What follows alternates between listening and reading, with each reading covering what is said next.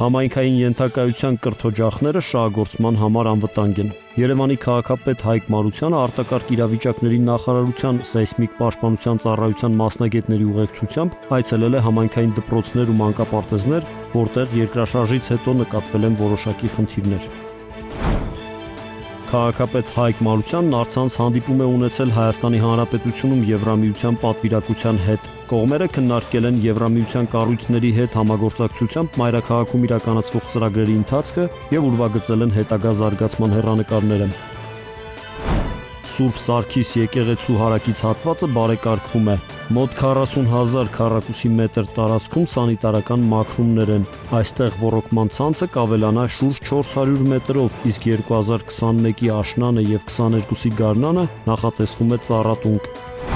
Արցախի Հանրապետության մայրաքաղաք Ստեփանակերտի ավականու պատվիրակությունը Երևանում է։ Երկու մայրաքաղաքների օրենսդիրները այցելել են Եռաբլուր զինվորական պանթեոն, ծաղիկներ խոնարհել իրենց կյանքը հայրենիքի անկախության ու ազատության համար զոհաբերած հայրենիքների հիշատակին։ Այնուհետև քաղաքապետարանում կայացած հանդիպմանը քննարկվել են հայոց երկու մայրաքաղաքների միջև համագործակցության ընդլայնմանն առնչվող հարցեր։ Երևանի ավականու անդամները հավաստիացրել են, որ մայրաքաղաքը կշարունակի համակողմանի աջակցություն ցուցաբերել Ստեփանակերտին ադրբեջանա-թուրքական ագրեսիայի հետևանքները վերացնելու հարցում։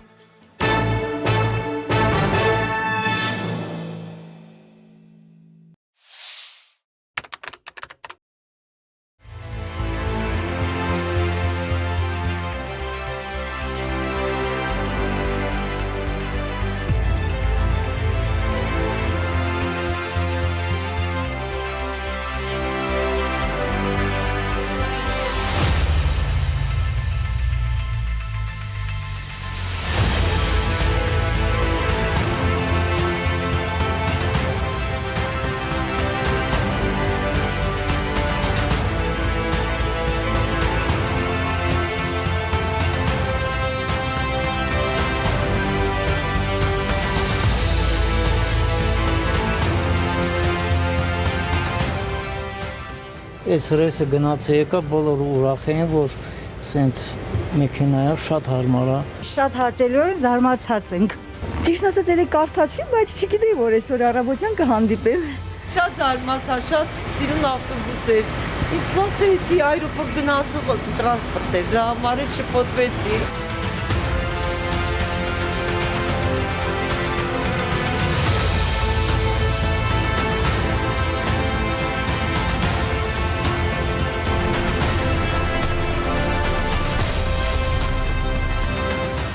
Տրանսպորտի սպասելով վերջը տաքսով ենք եթում էլի գործի, տարումով շատ լավ արդեն։ Շատ քիչ են տրանսպորտի երթևեկությունը, ուշանում են գործից դուրս են գալիս, շատ ուշ ենք տուն հասնում։ Ամեն օր գրեթե տաքսիով եմ գնում աշխատանքի ու այսօր հատուկ որոշեցի, որ հենց առաջին օրով պետք է փորձեմ տեսնեմ ինչպես են նոր երթուղայինը։ Առաջի տպավորությունը շատ լավն է, իրականում շատ հարմար նստատեղերով մաքուր։ Թող սենց լավ անակնկալներ շատ լինեն մեր քաղաքում։ Մենք դրա կարիքը շատ ունենք։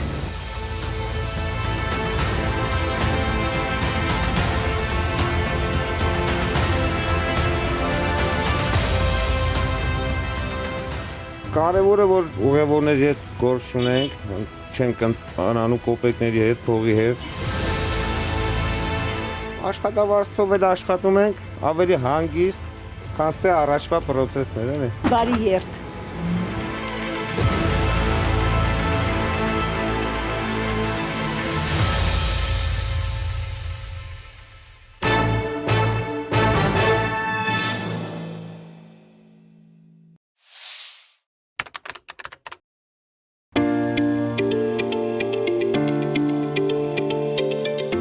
Տարվա ամենացուրտ ու հեքիաթային եղանակին ոչ արջերը, ոչ էլ անգամ աֆրիկյան կենդանիները ձմեռանոց չեն շտապում։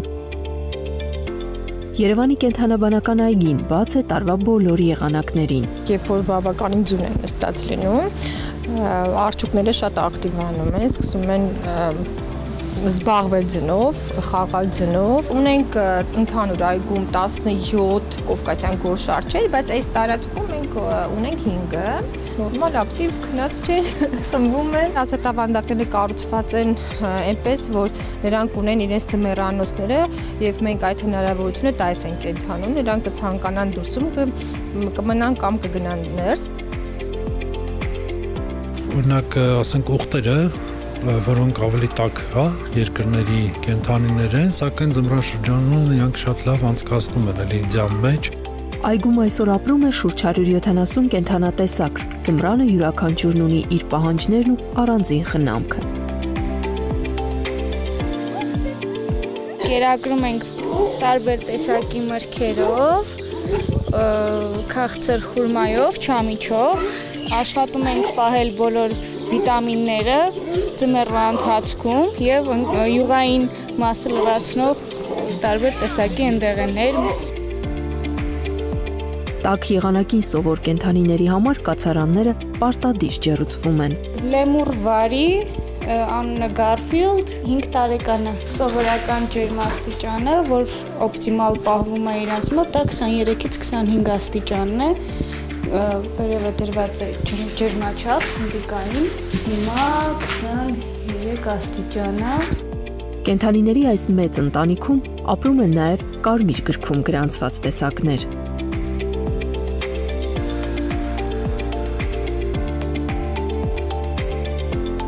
Տարվա ընթացքում այգին ունենում է հազարավոր այցելուներ։ 2020-ին նույնիսկ համավարակի պայմաններում շուրջ 120,000 մարդ այցելեց կենդանաբանական։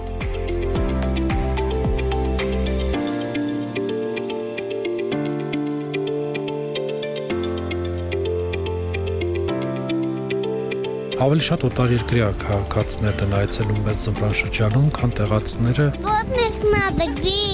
Детям все время нравится, на самом деле,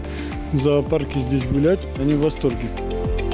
Но у меня дети очень интересуются и животными, и жизнью животных, и очень хорошая возможность. Здесь такое разнообразие. У нас вот еще младший родился, мы его сразу приучаем с детства.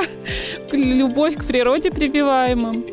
Поэтому как раз самое хорошее место это, наверное, здесь, в Երևանի зоопарк. Վերջերս մենք մեր այցելուների համար բացեցինք փղի ձմեռային հատվածը։ Շատ եմ կարևորում այդ նախաձեռնությունը, քանի որ այդ քայլով մենք ավելի հարմարավետ, հաճելի եւ հետաքրքիր ենք դարձնում մեր այցելուների համար Երևանի կենդանաբանական այգում։ Նոր ազատավանդակներ, ավելի ընդարձակ տարածքներ, նոր կենդանատեսակներ։ Այգու աշխատակազմի ծրագրերը շատ են, առաջիկայում մտադիր են երեխաների եւ բնության կապն ամրապնդել, ձևավորել նոր էկոմշակույթ։ Աշխատանքներ ենք իրականացնելու Գիտությունների ազգային ակադեմիայի հետ։ Ծրագիր ունենք էկո կրթության, որովհետև երեխաները երկրորդ դասարանից սովորում են բնապահպանության առարկա ունեն իրանք եւ բայզդասեր իրենց ավելի հաճելի կլինի այս այգում ունենան դասընթացներ։ Կենդանաբանական այգին իր այցելուներին սպասում է ամեն օր ժամը 10-ից մինչ 18-ը, իսկ շրջելայգում կարող եք մինչ ժամը 19-ը։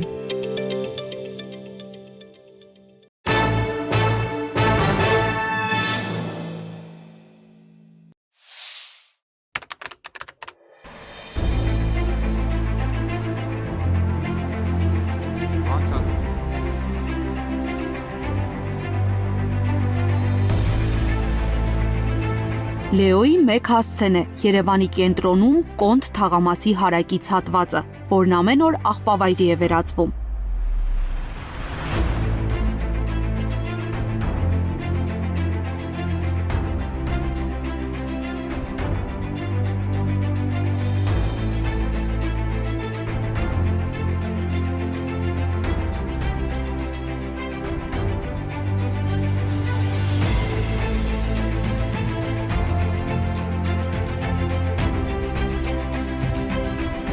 Աղբամանների փոխարինման գործընթացը Երևանի քաղաքապետարանը սկսել է 2019 թվականից։ Մայրաքաղաքի վարչական շրջաններում արդեն շուրջ 8900 նոր աղբաման կա տեղադրված։ Դրանցից երկուսը հենց այս տարածքի բնակիչների համար է նախատեսված, բայց քաղաքացիներից շատերը աղբը թափելու ավելի հեշտ տարբերակ են գտել։ Ինչքան այսօր աղբաման կա քաղաքում, երբևիցե այս քանակի աղբաման չի եղել քաղաքում։ Ես դա հստակ կարող եմ արձանագրել, բայց միևնույն է, Լեո փողոցում ունենք կետ, որտեղ մարդիկ կիրթ հագնված կոստյումներով, սիրուն սենց բան շորիկներով դուրս են գալիս, կիրթ դեմքերով, աղբը գցում են գետնին սենց, կիրթ դեմքով եւ շարունակում են իրենց ճանապարհը։ Դուք այստեղ աղբ թափում եք։ Բայց որտե թափենք։ Մոտակայքում աղբաման կա։ Հիմա մարդիկ չեն տանում, բոլորը կարգապահ չեն։ Սա ճիշտ չի։ Ուղղակի անշնորհ շատ անդուր բան է, այդքան կասեմ։ Հիմա ամեն մարդ պետք է յուրովե մտածում, ինքը պետք է որոշի ճիշտ է թե չէ։ Հիմա 100 մետր եթե գնում ենք են տանում գցում, եթե ենք գնում ենք տանում։ Ես այդտեղ աղբ եմ գցում։ Ես այստեղ տանում եմ այստեղ էլ աշիկ կա, գնում եմ փողոց թեքվում եմ դեղ թափ։ Ուղղակի անհարմար է։ Ես վատ եմ զգում, որ ինձ զգուշացրեն ասել, թե ես եմ բանան։ Ես է։ Պետք է առաջինը մեզ հարգենք, երկրորդը մեր քաղաքը սիրենք։ Եթե 1-1.5 տարի առաջ այն հնարավոր էր կապել աղբանության վատ կազմակերպման հետ քաղաքում, ինչին բոլորս ենք ականատես եղել, ապա այժմ վերջին ամիսների ընթացքում ակնհայտ է դառնում, որ այստեղ մենք գործ ունենք որքան տարօրինակ հնչի մշակութային խնդրի հետ։ Որպեսի աղբը չկուտակվի եւ որ կարեւոր է մարդկանց առողջությանը վտանգ չսպառնա, Լեոյի մեքասցեի աղբը պարբերաբար մաքրում են Երևանի աղբահանություն եւ սանիտարական մաքրում համայնքային հիմնարկի աշխատակիցները, ինչը սակայն իրենց պարտականությունների մեջ չի մտնում։ Օրենքով սենց է, եթե բնակավայրի շրջակայքում մոտ 100 մետրից հեռու է աղբամանները, մենք աղբաման տրամադրում ենք։ Աղբամանները բոլոր համապատասխան տեղերում դրված են, թող աղբը լցնեն համապատասխան տեղը։ Այդ կխնդրեմ, որտեղ իրանց գործի մեջ չի մտնում, որ ուրիշի թափված ինչ-որ գետնին կույտը հավաքեն աղբատարի մեջ լցնեն։ Եթե մենք շարունակենք նման կերպ վերաբերվել մեր քաղաքին, որևէ ֆինանս, որևէ համակարգի ստեղծում, որևէ ենթակառուցվածքի ստեղծում հնարավոր չի նպաստի քաղաքի մաքուր պահելու։ Եթե մենք աղտոտելու ենք քաղաքը, այդ քաղաքը հնարավոր չի լինելու մաքրել այս ծավալների պարագայում։ Մենք պետք է հասկանանք, որ քաղաքի մաքրությունը առաջին հերթին մեր չկեղտոտելու արդյունքը պետք է լինի, իսկ կոմունալ ծառայությունները համապատասխան իրենց գործառույթը իրականացնեն։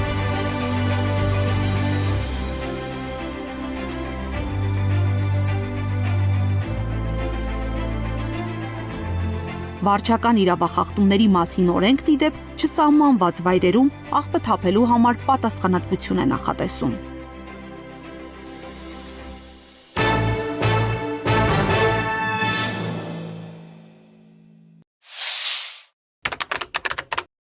Սիրելի երևանցիներ, մենք բոլորս համոզվել ենք, որ ժառանգել ենք ճաճացած մի մեծ համակարգ գրեթե բոլոր ոլորտներում քաղաքաշինությունից մինչև մարզական։ Վերջին 2 տարիների ընթացքում հիմնադրվեցին համայնքային այնպիսի կազմակերպություններ, կարճ ձևակերպմամբ, օրինակ Երևանի աղբահանության հիմնարկը, թափառող կենդանիների վնասազերծման հիմնարկը, կանաչապատման հիմնարկը, որոնց հիմնադրումից մեկնարկ տրվեց հիմնովին համակարգային բարեփոխումների մի գործընթաց, որը կզարգացնի այս կամ այն ոլորտը։ Պետք է հատուկ նշեմ տրանսպորտային համակարգի բարեփոխումների եւ համալրումների մասին, որը ենթադրում է նախ ամենից կարևորը համայնքային կառավարում, ինչը ես ողջունում եմ որպես Երևանի քաղաքապետի հստակ վարվող քաղաքականություն, այն է ռազմավարական նշանակություն ունեցող ոլորտները պետք է կառավարվեն համայնքի կողմից։ Բարեփոխումների նախագիծը ծրագիրը ենթադրում է քայլերի հստակ հերթականություն։ Այդ քայլերը արվում են, սակայն կան բազմաթիվ ոլորտներ, որտեղ օր առաջ անհրաժեշտ է անգամ վիրահատական միջամտություն։ Ինքս լինելով նաև սպորտի սիրահար, մեծ ցանկություն կունենամ, որպեսզի Երևանի մարզական կյանքը եւս ակտիվանա։ Որպես ժառանգություն մենք ժառանգել ենք այնպիսի իրականություն, օրինակ կան վարչական շրջաններ, որտեղ անգամ մարզադպրոցներ չկան։ Եվ այս իրողության պայմաններում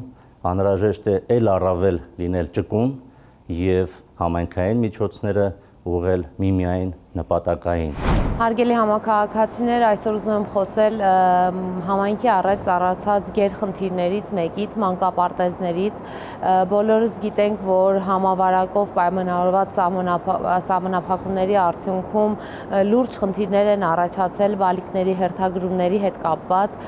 բայց ուզում եմ արձանագրել մի կարևոր հանգամանք, որ այստեղ էական նշանակություն ունի ոչ թե քաղաքապետարանը, այսինքն ոչ թե քաղաքապետարանը խոչընդոտ հանդիսանում բալիկների գրանցումներին եւ հերթագրումներին, այդ նաեւ մանկապարտեզ ընդունելությանը, այլ այստեղ խնդիրը առողջապահության նախարարության սահմանափակումներ են եւ ինչպես տեղեկացրեց մեզ վերջերս փոխքաղաքապետ Տիկին Գաներ Մելքոմյանը, հանդիպում է եղել նախարարության եւ քաղաքապետարանի միջեւ եւ յուրաքանչյուր խմբում ավելացվել է, այնտեղ եղել է լուրջ փոխհրաձգություն, ինչպես ես հասկացա, եւ ընդհանրապես ավելացվել է յուրաքանչյուր խմբում 2 բալիկի ընդունելություն։ Ասեմ, որ բոլորս պայքարում ենք, որպեսզի այդ թիվը ավելի մեծացնենք, այսինքն խմբում ավելի շատ բալիկներ ներառվեն, բայց այնուամենայնիվ այս ամենը հիմնականում կախված է առողջապահության նախարարությունից եւ վերջինիս սահմանափակումներից։ Հասկանում եմ, որ խնդիրը լուրջ է, հասկանում եմ, որ ծնողները շատ ավելի լուրջ խնդիրների են բախվում, մանավանդ այս պատերազմական, հետպատերազմական իրավիճակներում, որովհետև կա գլոբալ խնդիր մարդկանց աշխատելու հետ կապված, բայց այնուամենայնիվ ուզում եմ եւս մեկ անգամ ընդգծել, որ քաղաքապետարանը այս հարցում հնարավորինս անում է, որպեսզի ընդունելություններն ավելի շատ լինեն եւ հերթագրումներն անցնեն բնականon հունով։ Սիրելի երևանցիներ, վերջերս տեղի ունեցած ավականունիստին իմ կողմից բարձրաձայնվեց կրկին ու կրկին անգամ Երևան քաղաքի տարածքում գտնվող վթարային շենքերի հարցը, որին ի պատասխան քաղաքապետը ասաց, որ քաղաքային բյուջեում չունեն այդքան գումարներ, որպեսզի քաղաքը ինքնուրույն իր վրա վերցնի նոր շենք կառուցելու հարցը եւ բնակիչներին բնակարաններով ապահովելու եւ ասաց, որ դիմել է կառավարություն եւ կառավարությունը ոչ մի քայլ չի ձեռնարկել այս առումով։ Նախ եւ առաջ կոչ եմ անում կառավարությանը, որպեսզի վերանայի իր դիրքորոշումը, որովհետեւ վերջերս տեղի ունեցած երկրաշարժը բոլորիս պարզ հասկանալի էր, որ խնդիրը շատ ակտուալ է եւ խնդիրը օր առաջ պետք է լուծվի։ Ամենևին չեմ ուզում քաղաքային իշխանություններին արդարացնել, որովհետեւ քաղաքային իշխանությունների ներսում էլ հենց կա խնդիր, մասնավորապես քաղաքապետարանի ենթակա հողակներում անհասկանալի կերպով պարգևավճարներ են բաժանում, պարգևավճարներ բաժանել են նաև պատերազմական օրերին, մասնավորապես կանաչապատման հիմնարկում պարգևավճարներ բաժանել են անցած տարի հուլիս ամսից մինչև դեկտեմբեր եւ պարգևավճարների քանակը աննախադեպ է ուղղակի եղել, որը անհասկանալի է։ Մոտ ապագայում պատրաստվում եմ քաղաքապետին գրությունով դիմեմ եւ որպես Երևան քաղաքի ավականի պահանջեմ, որ այսուհետ յուրաքանչյուր պարգևավճար հասցեական հիմնավորված լինի, թե ամեն մի աշխատող ինչի համար պետք է պարգևավճար ստանա։